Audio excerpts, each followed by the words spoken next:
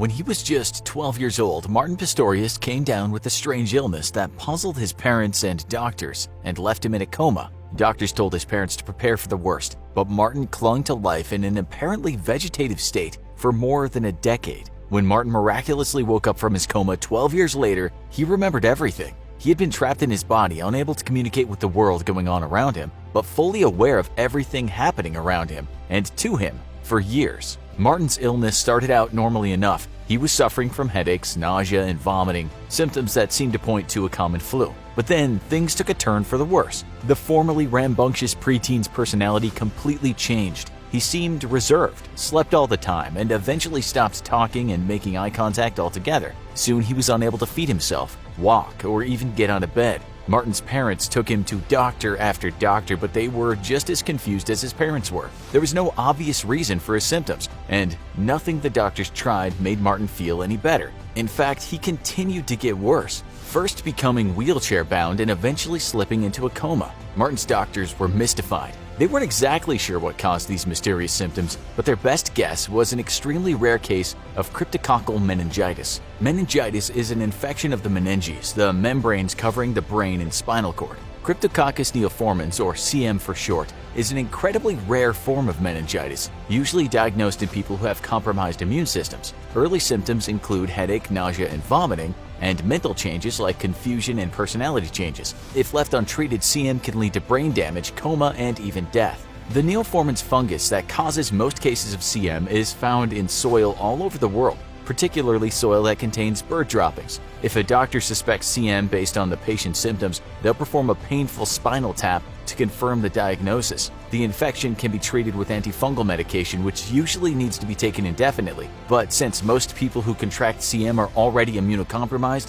the infection can often be fatal. In Martin's case, his doctors believed that the infection had run rampant and caused his body to enter a coma state, which led them to believe that his prognosis was not good. After more than 2 years in a coma, the doctors told Martin's parents that he likely wouldn't ever wake up, and that if he did, he would likely have the mind of a 3-year-old. They took him home, made him as comfortable as possible, and did their best to adjust to their new normal.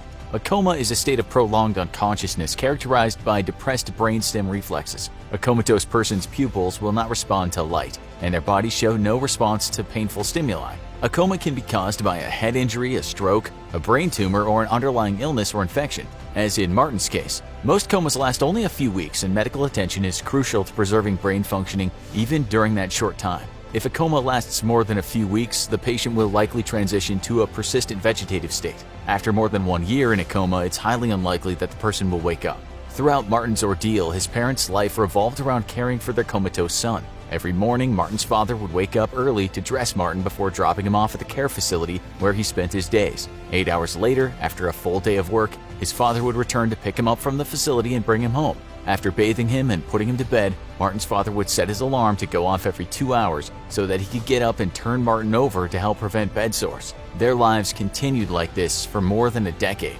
with Martin's parents continuing to love and care for their son despite the fact that doctors had told them that the Martin they knew was gone. At best, they said he had the mind of a 3-year-old, and if he was even aware at all, at least that's what they thought. Meanwhile, Martin was aware of everything that was going on around him. About 2 years after he fell into his coma, Martin's mind woke up, with his intellect fully intact, although the rest of his body remained immobile, and he was trapped in a body that couldn't move, speak, or even make eye contact. But Martin could hear and see everything that was going on around him, and he remembered everything.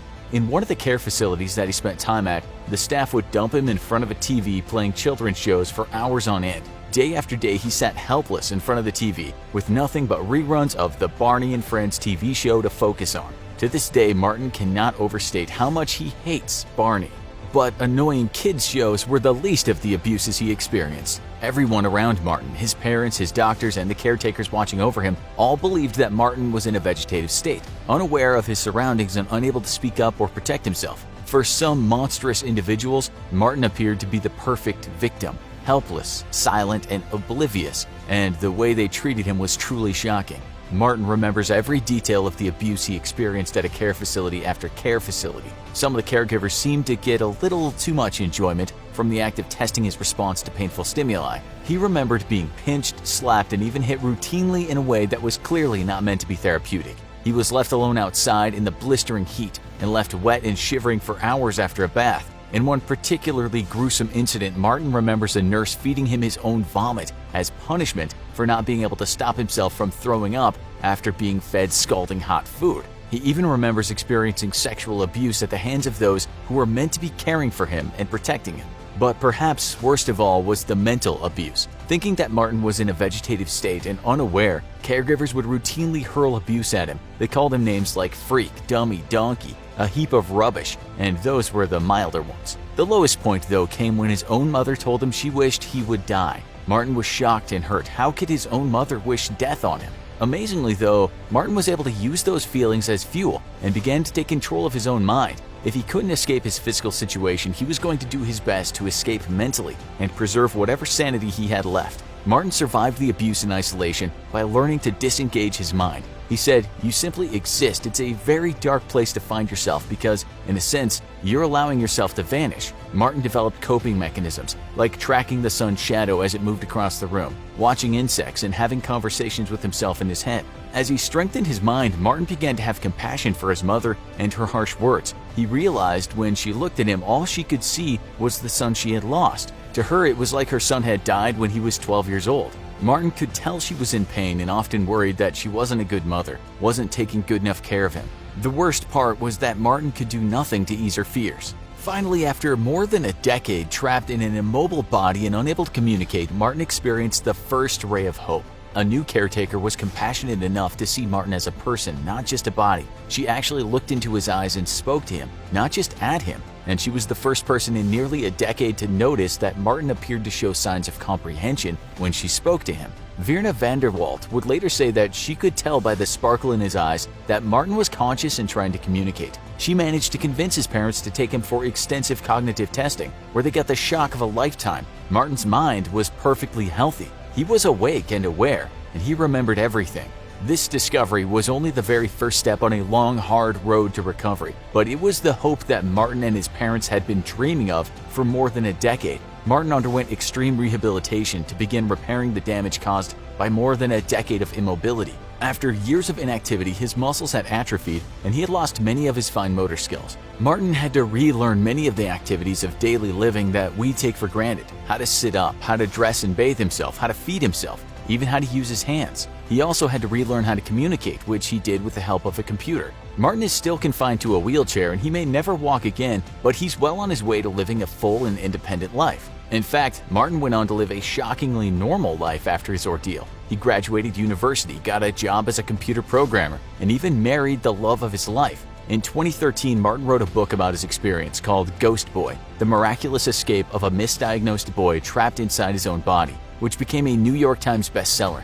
Talk about an inspirational story. While Martin's story seems almost too crazy to believe, some doctors are worried that it's an all too common occurrence. Dr. Adrian Owen is the author of Into the Gray Zone. A neuroscientist explores the boundary between life and death. Dr. Owen believes that 15 to 20% of all patients in persistent vegetative states or unresponsive wakefulness are actually conscious and trapped in their own bodies. He spent more than 20 years working with these patients to help better understand the gray zone between consciousness and unconsciousness. In his book, Dr. Owen provides countless examples of patients whose situation is remarkably similar to Martin's. Take Kate, for example, who found herself in a persistent vegetative state after contracting encephalomyelitis, another type of inflammation of the brain and spinal cord tissues. A PET scan showed that Kate's brain responded normally when she was shown pictures of her loved ones. Luckily, Kate recovered from her vegetative state after 6 months. Another shocking example is the case of Kevin, a 53-year-old bus driver who fell into a coma after suffering a major stroke.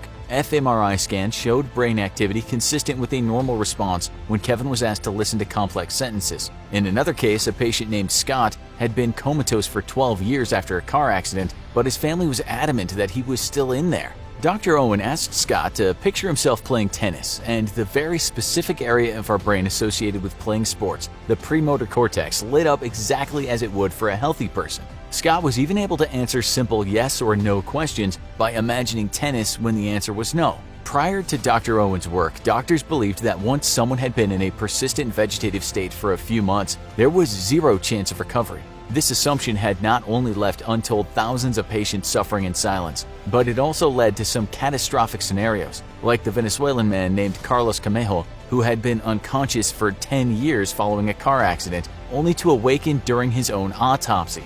Many people in this situation, like Kate, have even attempted to commit suicide by holding their breath, hoping to exert what little control they had over their own lives. Doctors and researchers are working to better understand the gray zone of consciousness so that hopefully no one will ever have to go through what Martin, Kate, and the thousands of others trapped in their own bodies had to endure. In the meantime, Martin has some advice for us. Treat everyone with kindness, dignity, compassion, and respect, irrespective of whether you think they understand or not. Never underestimate the power of the mind, the importance of love and faith, and never stop dreaming. If you thought this video about being trapped in your own body was terrifying, be sure and check out our other videos, like this harrowing tale titled "I Was Trapped in a Canyon for 127 Hours." This will give you something to think about next time you're trapped in an uncomfortable situation. As always, thanks for watching, and don't forget to like, share, and subscribe. See you next time.